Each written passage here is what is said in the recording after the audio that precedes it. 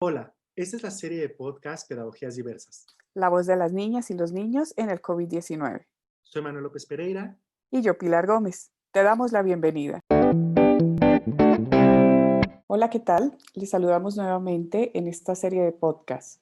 En esta ocasión conversaremos con Manuel Bravo y Lourdes Pacheco, cofundadores de 100 Lenguajes del Niño.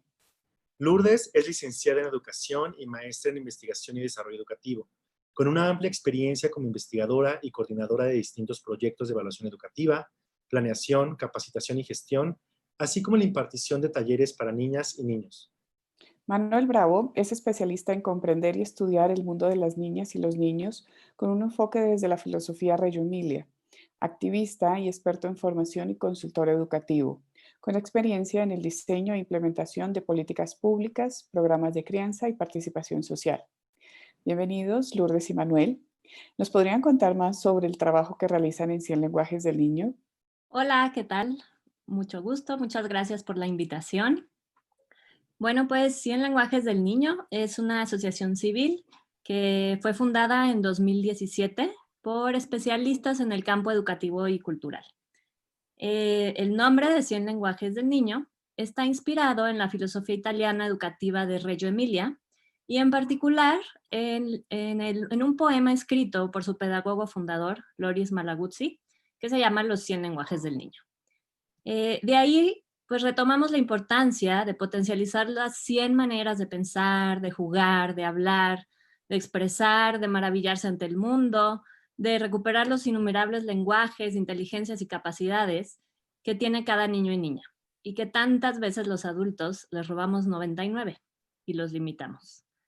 Por ello, pues nosotros, conscientes de eso, creemos y estamos convencidos que como adultos debemos acompañarlos, creer en ellas y en ellos, para que puedan hacer valer sus derechos, recuperar y fortalecer sus lenguajes, saberes, tradiciones y potencializar todo para que puedan tener un bienestar social. Con la organización buscamos impactar pues en diferentes ámbitos y buscar defender los derechos de las niñas y los niños, promover su bienestar integral y nos gusta hacerlo de una manera sistémica, porque estamos convencidos en que en la manera en que podamos involucrar a actores clave como son las cuidadoras y los cuidadores, pues tendremos mucho mayor impacto y lograremos generar comunidades de aprendizaje más sólidas. Algunos de los proyectos en este sentido, en el que trabajamos de manera sistémica, uno de nuestros proyectos claves es el que se llama Abriendo Horizontes, que es precisamente un programa de crianza de 10 sesiones en el que habitualmente lo trabajamos en escuelas públicas. Y bueno, pues ahí acompañamos a las familias, mamás, papás, abuelas, abuelos, cuidadores en general que estén a cargo de las niñas y los niños y trabajamos diferentes temas en donde, bueno, pues se procura dar herramientas y estrategias para que puedan acompañar de mejor manera a los niños, para elevar las expectativas respecto al aprendizaje y sobre todo para poder generar vínculos entre las familias más fuertes.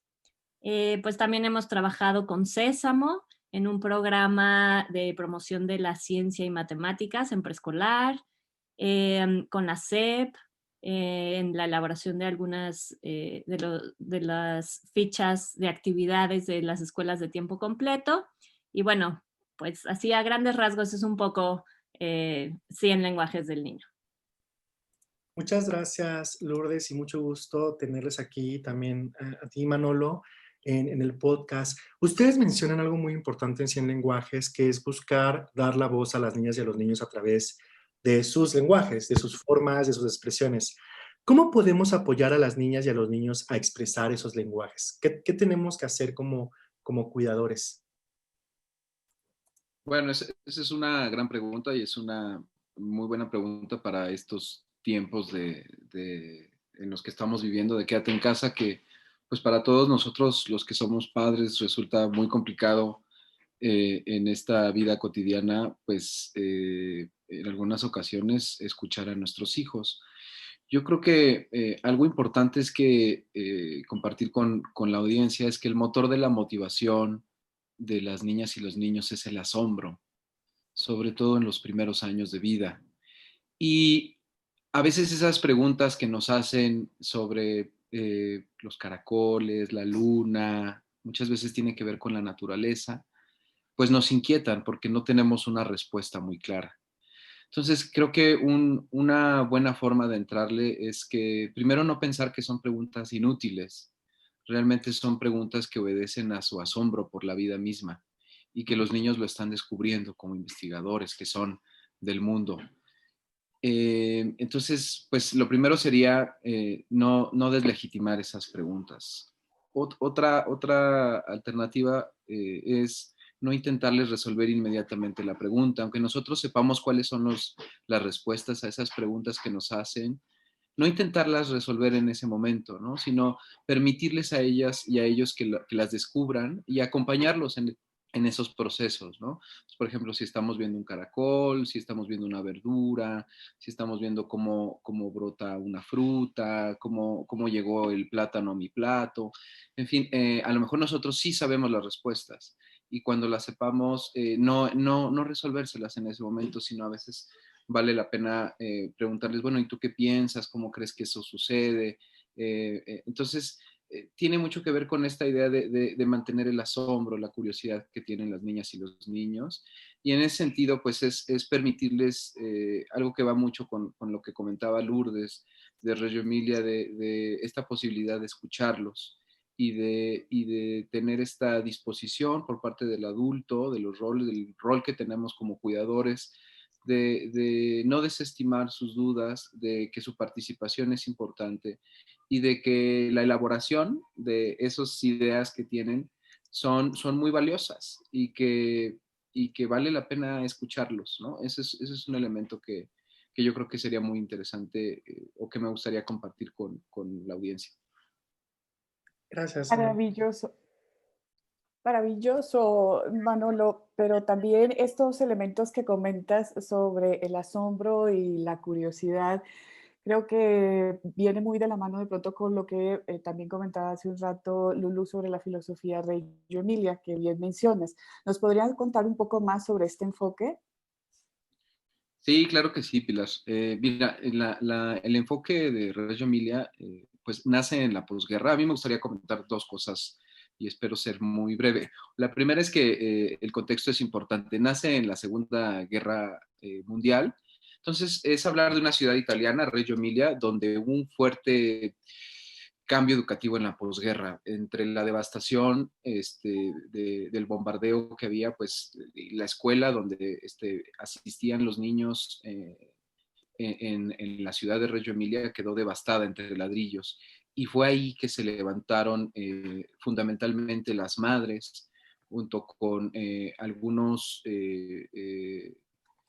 otros integrantes de la comunidad y se organizaron pensando que querían cambiar la historia y no querían que eso se volviera a repetir. Entonces, hablar de Reggio Emilia es también hablar de un movimiento comunitario, de una nueva concepción de infancia, donde lo que tenían el deseo era de crear escuelas donde los niños fueran tomados en serio. Y cuando digo eran tomados en serio es que el tema de la participación de los niños, de sus voces, de sus pensamientos, iba a ser una columna vertebral en esta nueva educación que estaban creando. Y en ese sentido también confluyeron varios derechos, los derechos a una educación de calidad, los derechos de la mujer, los derechos a una educación laica, porque también en ese momento pues estaba muy arraigado el tema hacia a la religión, entonces hubo una lucha por una educación laica y los derechos de la primera infancia, que en ese momento estamos hablando en los años 60, 70, ya posteriores, pues en ese momento los primeros años de vida del ser humano no eran considerados como importante, ¿no? La primera infancia. Entonces fue una lucha de muchos derechos que confluyeron en ese momento y tres son los principios que rigen la filosofía educativa de Reggio Emilia. Por una parte, la ética, que tiene que ver que todos los niños tienen derechos,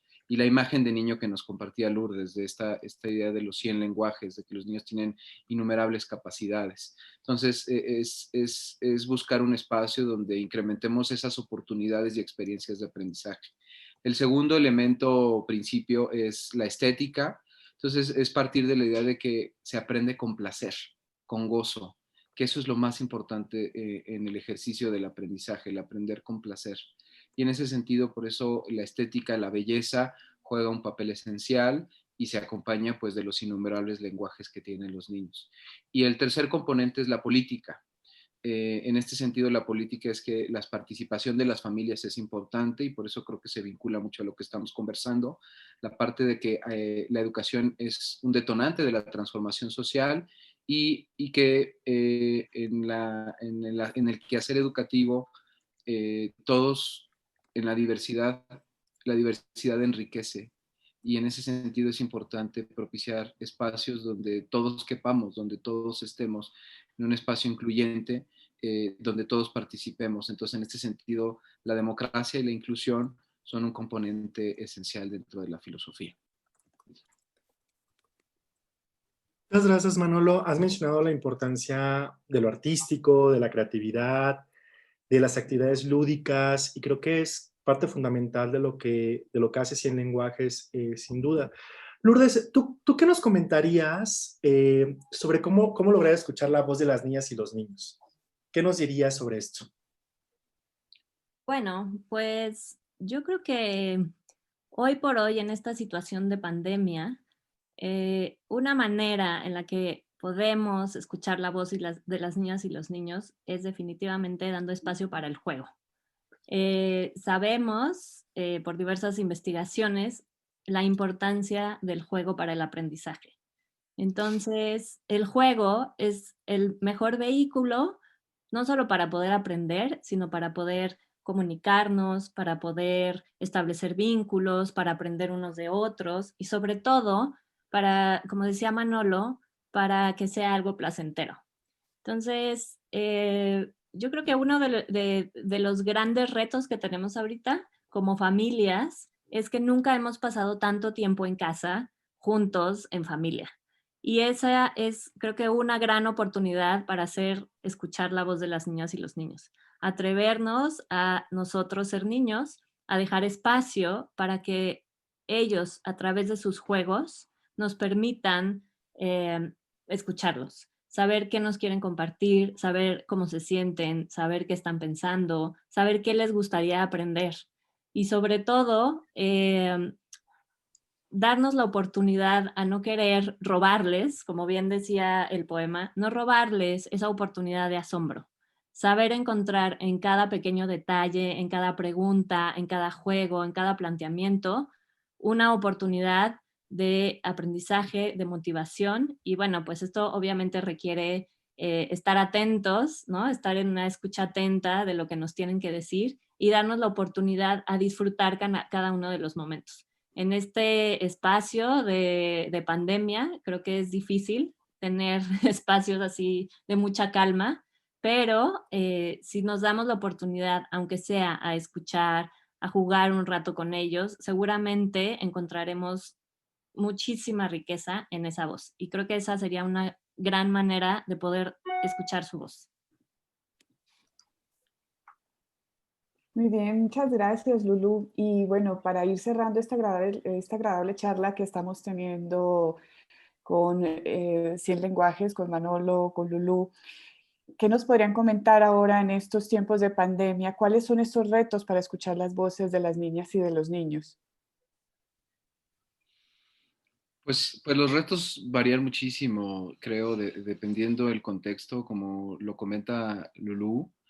Y yo creo que algo que es muy importante es que lo que nos plantea Reyo de poder escuchar a las niñas y a los niños, no es que requiera de gran infraestructura o materiales muy sofisticados, requiere de algo que es más complejo, pero que al mismo tiempo no requiere de una inversión económica, requiere de la disposición y de la actitud de los adultos a escucharlos y a creer que en sus innumerables capacidades que tienen. Y pues eso es complicado, es complejo en estos tiempos, pero a lo mejor siguiendo un poco la idea en esta ocasión de María Montessori, decía, no me sigan a mí, sigan a los niños. ¿Y qué significaba seguir al niño? Pues es recordar que cada niño es único, o sea, que cada uno de nuestros hijos, nuestras hijas, es única, que tiene su propio ritmo, que tiene sus propias necesidades, sus intereses, que tiene sus talentos y sus habilidades. Y pues que lo importante es aprender a conocerle y a estar muy cercano y acompañándolo y guiándolo o guiándolas de acuerdo a estas diferencias que tiene. Y en este sentido, pues la mejor forma de conocerlos es escucharlos y mirarlas, ¿no? Eso creo que es lo fundamental para fortalecer este vínculo y esa es la invitación a la que pues nos gustaría hacerles a través de este podcast. Bueno, y creo que también otro gran reto es como también aprender a leer este contexto tan particular en el que estamos, a mantener un poco la calma, a bajar la ansiedad y sobre todo a poder descubrir aquello que los niños sí están aprendiendo. Estamos tan preocupados pensando en aquello que no están aprendiendo en la escuela, lo que van a aprender, lo que no van a saber, que estamos perdiendo de vista esta gran oportunidad de enfocarnos en lo que sí están aprendiendo, que estamos convencidos que dadas estas circunstancias, están aprendiendo muchísimo más de lo que imaginamos. Entonces, bueno, pues ese es un gran reto, ¿no? Tratar de cambiar esta perspectiva y poder descubrir en cada día de manera cotidiana un gran aprendizaje. Lourdes y Manolo, muchas gracias por estar con nosotros. Seguro dejamos a los escuchas con muchas preguntas, con muchas reflexiones. Creo que es muy importante esto que mencionas al final, ¿no? También estamos aprendiendo muchísimo, tanto los adultos como las niñas y los niños, y estamos transformando y haciendo nuevas cosas que tal vez no nos imaginábamos. Bueno, pues esperamos verlos de regreso en este podcast y muchísimas gracias. Agradecemos tu compañía en este podcast. Nos vemos en el siguiente episodio de Pedagogías Diversas. Este podcast es parte del proyecto de investigación Ibero frente al COVID-19 de la División de Investigación y Posgrado y el Departamento de Educación de la Universidad Iberoamericana.